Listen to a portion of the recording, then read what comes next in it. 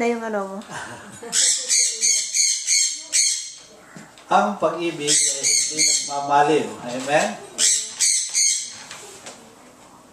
Dahil sa pag-ibig, tayong lahat ay nagkaroon ng pag-asa. Tayo ay naligtas dahil sa pag-ibig ng Diyos. Bakit? Sinasabi dito na 1 John 4:8, for God is love. Amen?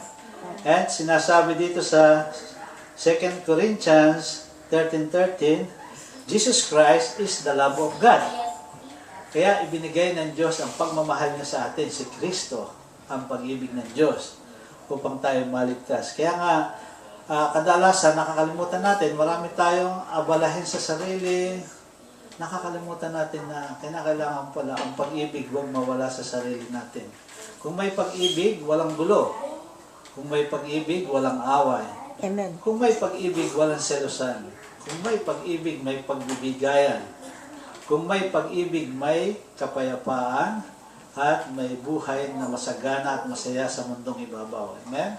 Hallelujah. So, sinasabi dito sa topic natin, basahin natin sa bahay, ang 1 Corinthians 13, 1-13 tungkol sa pag-ibig.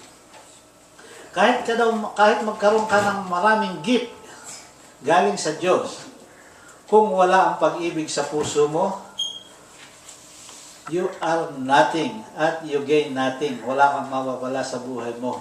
Amen? Ano ba yung mga gift? Especially yung speaking in tongues, labasi, kalabakan, dalabahay. Wala ka namang pag-ibig. Salita ka na salita.